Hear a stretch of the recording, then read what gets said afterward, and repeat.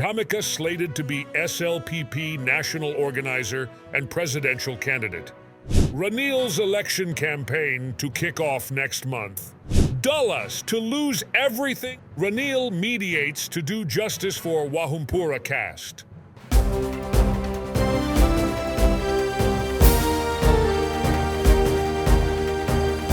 The leader, දේශයට මග කියන ප්‍රවෘත්ති පෙළගැස්ම.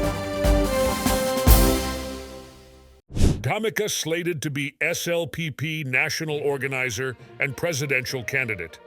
On Friday, the SLPP tried at a revival from its low ebb following the Rajapaksa's loss of grip on power that came with the country's bankruptcy.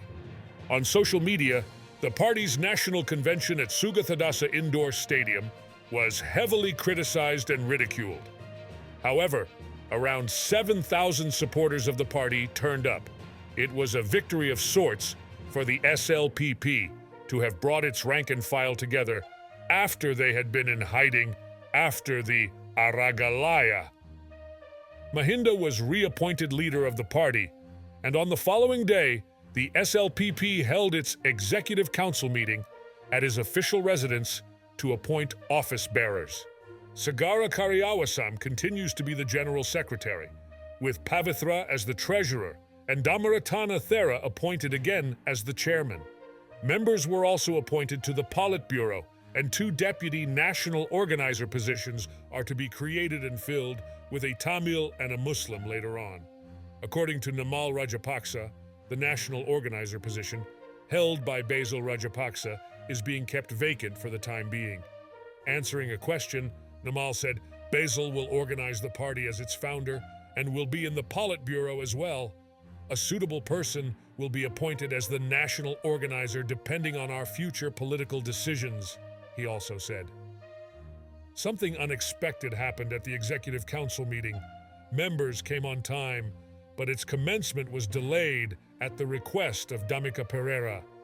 He wanted it to be so, to avoid the inauspicious Rahu Kalaya. All the Rajapaksas agreed. After the meeting ended, a few of the members met at a restaurant in Kolpeti for drinks. Their conversation was focused on Dhammika Pereira. Yesterday, Dhammika was given a front row seat along with the leader, Basil and Namal. Party seniors were in back seats. We were very angry. Dhammika also delayed today's meeting by saying about a Rahu Kalaya. Basil is giving him preferential treatment, one commented. Don't say so. He gave 14 million rupees for the convention to transport and give food and drinks for our supporters.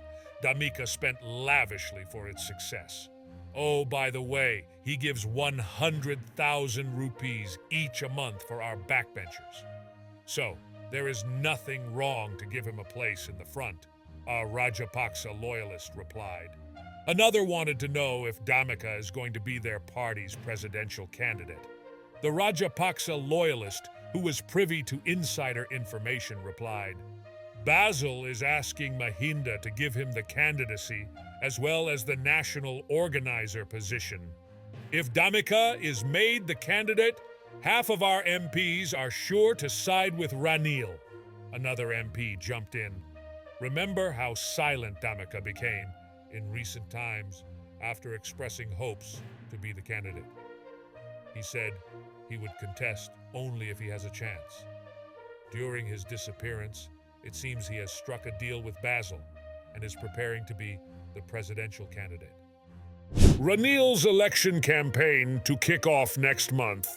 In the meantime, President Ranil Wickremesinghe held several rounds of talks on his election campaign, reported the Irida Deshaya newspaper. Accordingly, he is set to launch his campaign in the second week of next month. His key campaigners will be government ministers Prasanna, Kanchana, Deelam, Shehan, Kanaka, and Pramita, with Sagala as the campaign manager. However, an official confirmation is yet to come. Still, it is unclear which election will come first in 2024, but most politicians are of the view that they should be ready to face any election. dull us, to lose everything. Speculation is rife about a new alliance that is going to be formed between the SJB and the Dulles Alahaparuma-led Freedom People's Congress. It seems Dulles will become a loner, as some have plans to go to the SJB. According to some reports, Dulles wants AKD's NPP too, included in a front against the Ranil Rajapaksa regime. But a majority of his FPC MPs wants to unite with the SJB. This is further compounded by the clash of divergent opinions with regard to giving him a top position in the proposed alliance between the SJB and the FPC. The FPC looks set to break into pieces, with the coming month to be decisive for Dulles. FPC's GL, Dilan, Godahiwa, and Jaya Sumana are tipped to join Sajith's SJB. The Leader TV has observed in the past that politics is similar to the weather. It changes. So, instead of assuming, it is better to be observant.